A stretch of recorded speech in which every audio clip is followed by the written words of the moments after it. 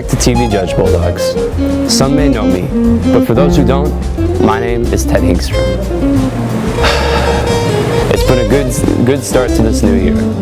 School is back, friends are near, and grades renewed. I'd like to start by thanking our smart Psych! It is the week of January 10th. My name is Ted Hyngstrom, here with your TV Judge announcements. Of course, we were here at TV Judge. Hope you had a wonderful break and look forward to a New Year of episode. Let's get to it. First up, incoming freshmen are in the building. Please, if you see them, be kind to them. We want to make this school a place of kindness and awesomeness for these amazing 8th graders that hope to come to this school next year. Next up, AP applications will be available on January 18th. If you are interested in taking any AP-based curriculum classes next year, then that is the time to fill out the application for that curriculum. Kairos Retreat. Coming up on the 21st, Kairos. This retreat will be about changing your life. Contemplate your relationship with God, build your identity, and create stronger relationships with your peers on this multi-day retreat. Doesn't that sound fun? Finally, Bulldogs, we need to be more COVID safe. Coronavirus has made a triumphant comeback and is surging throughout the school. Please remember to wear your mask, wash your hands, and be cautious amid others. And stay home to get tested if you're sick. And of course, the third COVID booster shot is being rolled out now for all teens. If you're not vaccinated yet, we strongly suggest that you do for your safety and for others. Thank you, Bulldogs, for tuning in and watching TV Judge. We'll be back in 2 weeks like we always are. Definitely, totally. We're always back in 2 weeks. But yeah, until next time, see you guys. Bye.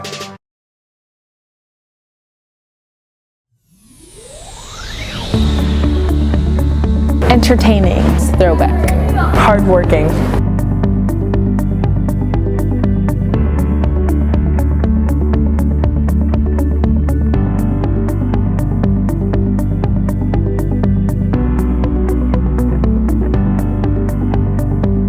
My dance is inspired by music and choreography from K-pop in the early 2000s.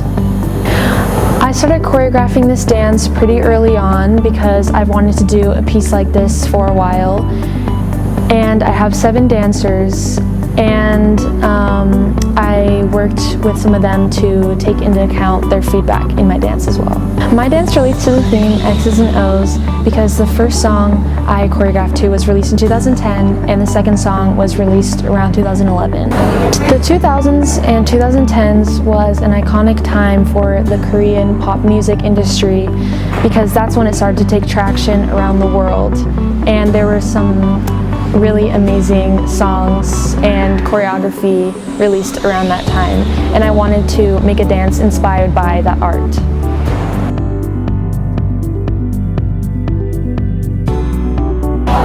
Hi, I'm Sarai Carreño. So my piece is for the seniors, and I wanted it to be a piece where we can feel confident and comfortable in our own skin and show the school who we really are. My choreography process was definitely more difficult. I planned for a smaller dance but ended up doing the seniors. I had a total of 15 dancers.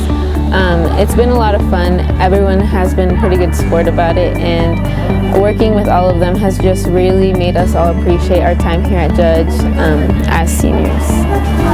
My dance reflects the X's and O's theme because of the time era of my music. I have music from the beginning of 2010 to like late 2010, so it's going to be a lot of fun to mess around with all these different music options that I have, and it's all based on very specific beat. Hi, my name's Kelsey Jones. I choreographed my dance to Don't Ya, which was a very popular 2000s song, and now it's choreographed to Blah Blah Blah, and I'm really excited to show everyone it. I really like choreographing. I think it went really well. I love showing everyone like what I come up with and like taking suggestions and stuff, so I think it went really good. And the process was a little tricky, but we all got through it and it was really fun.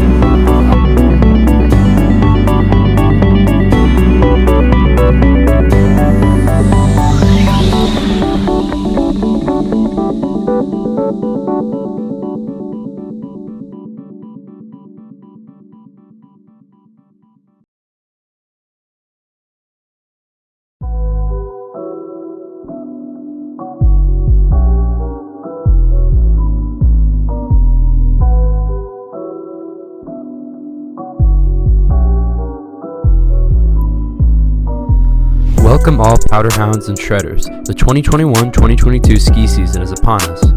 Get ready to plunge into shrouded slopes and rock bottom gorges, as already this season is an absolute banger. A couple hundred inches of snow have already fallen this year around the state, with a couple hundred more still on the way. My personal favorite resort this year has been being a Tude Dude up at Solitude in Big Cottonwood Canyon. It's truly breathtaking when the snow is coming down as you crisscross your way down runs and in between trees. Here are some clips I got from my excursion just the other day.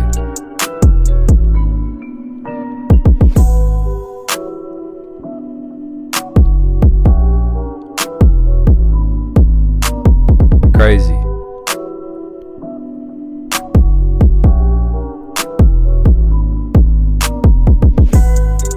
That's totally sick.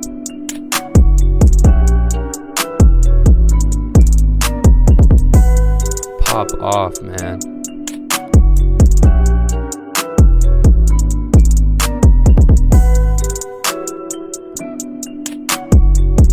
He doesn't land this one, unfortunately, but still pretty cool.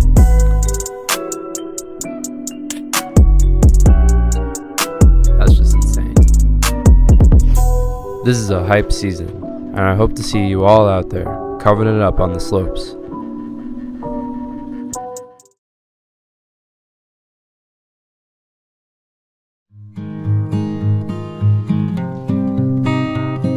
Hello, my name is Corinne Higgins. I am 14 years old and I am a freshman at Judge. My main winter sport is SkiMo. Generally when I say I do SkiMo, people ask what is SkiMo, which is a very fair question. SkiMo is like backcountry skiing but racing and with lighter gear. If you don't know what backcountry skiing is, it's basically taking adhesive skins, sticking them to the bottom of your skis, and hiking uphill with your skins on, heels unclipped and free, and then ripping skins, clipping in and skiing down in avalanche terrain. SkiMo is a growing sport. When I first joined Silver Fork 3 years ago, there were only about 15 kids, and now there are over 45. Additionally, SkiMo was just added to the 2020 Winter Olympics after a junior Olympic trial in which Samantha Paisley, Silver Fork kid, attended. Last weekend, the team went to Arapahoe Basin for national team qualifiers. We were supposed to race the vertical, a race in which you only race uphill, Friday night, but... Okay, so the race was canceled, the vert was not due to negative 40 degree wind chill at the top, and we got the tape so we don't get blisters. Or frostbite. So, it's chilled now, really bummed though. it was pretty cold. So, the race was postponed to 4:30 the next day. This time, it was 5 degrees Fahrenheit.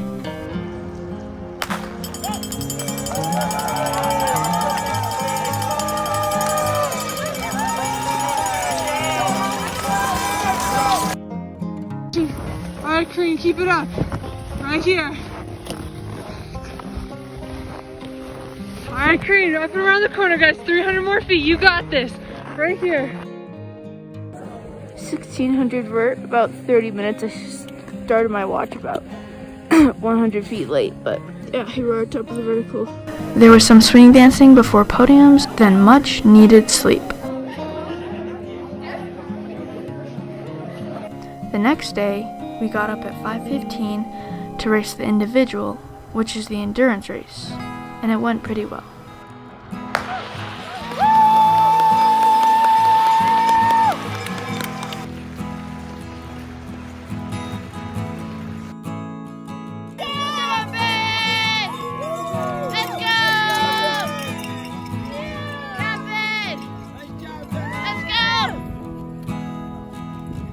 Overall, Silver Fork had around 20 podiums, and a good time had by all. Anyway, my team, Silver Fork, practices at Brighton 2 times a week, but most of us go out more than that. It is a super fun community with kids ranging from age 10, 11 all the way up to 18. It's a unique dynamic because A, it's a co-ed sport, so girls practice with boys, race and train with boys, and B, due to its size, younger kids can train with older, more professional athletes. Also, we get some pretty fun skiing between the intervals. We are backcountry skiing, so we get access to much more than just resort skiers. If you're looking to get involved or just want to have a good time in the mountains, every other Tuesday, Brighton holds the Tuesday Night Citizens Series races, and it's just where a bunch of locals come out and compete and just have a good time. And there's a raffle at the end with super cool prizes, so.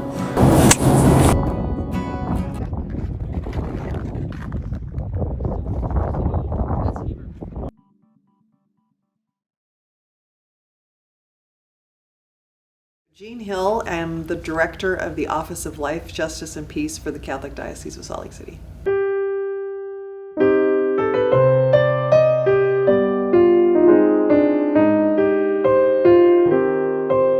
So right now, Utah is one of the minority of states that still maintains a death penalty, which allows us basically to have a state-sanctioned execution of a person who's committed certain crimes, particularly murder. And in Utah, murder it has to be a first-degree felony murder is the only eligible offense for the death penalty. Really, the reason we still have it is simply for retribution. And that has been stated by legislators several times, that this is about giving prosecutors a tool to hang over someone's head so they'll plead to something, or simply as revenge for the crime that they've committed.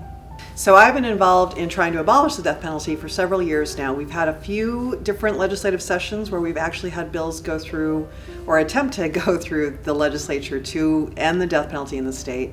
I've been at the diocese since 2011 and have been involved in those efforts since then. Our best chance that we had was 2016, I believe. We came very close to repealing the death penalty, and then since then we've been trying to educate more people about the death penalty to really help legislators reach that point where this is what their constituents want as well, so that they're more likely to repeal.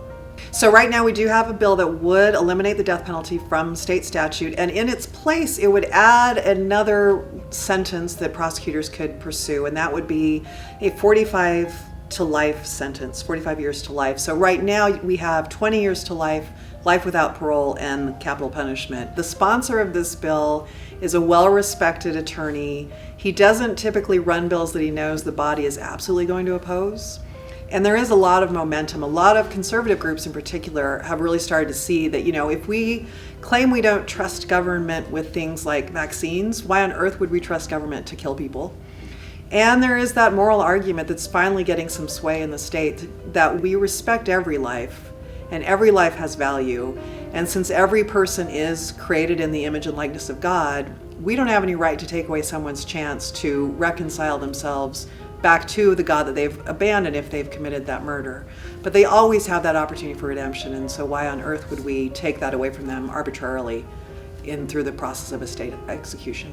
The only reason as a church we've ever been in support, if you want to say that, of the death penalty is only if it was needed to keep the community safe.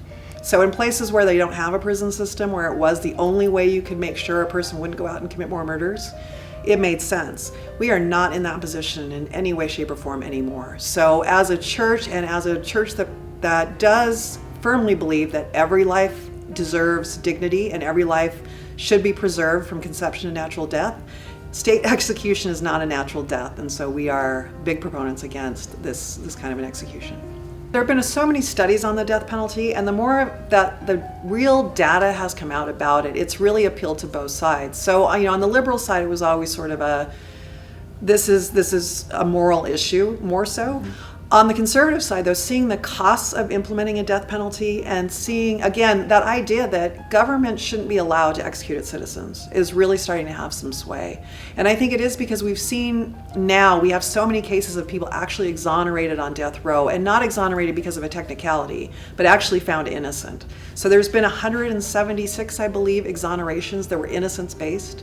But those exonerations, leaving somebody on death row for 30 years until their exoneration, is a failing criminal justice system, and that's a nonpartisan issue. And there is a big push now to actually have a federal end to the death penalty. So this is not just a Utah issue, this is a national. And we are the only civilized Western nation that still practices the death penalty. All other nations, other than a few like Yemen, China, North Korea, have eliminated the death penalty. We don't look good as a nation when we execute people. In 2010, when we executed Ronnie Lee Gardner in Utah by firing squad, we got international condemnation because that image alone is so completely, that you line 5 people up and you execute someone who is strapped to a chair with a bag over their head is not a good look for a nation. You've got to be talking about the whole person and how do we actually rehabilitate someone. And maybe they don't get out of prison, but at least maybe our prisons become safer places as well because we aren't just focused on punishment. So that idea that this is justice is also a piece of the whole false narrative about the death penalty that is finally being recognized as a false narrative. This does not provide justice to anybody. All it does is bring more violence into our criminal justice system. So I do think that, as that awareness of not only the fact that as soon as you say death is on the table, you're already talking millions of dollars in costs, because you already have then entitled the defendant to a whole lot of process that he wouldn't have otherwise. So we want more from our criminal justice system. We want more for victims. And the death penalty is keeping us from bringing more to the table because we just have been told that this is the best you can do. There is so much more we could do instead that would actually be justice for victims and recognize the dignity and sanctity of life. So yes, I do hope within the next decade, and that's my hope, that we will see nationally the death penalty end. Bulldogs for Life will be sponsoring Gene Hill, who will give a talk this Monday, the 10th, about the death penalty in Utah after school in the Peer Ministry Room.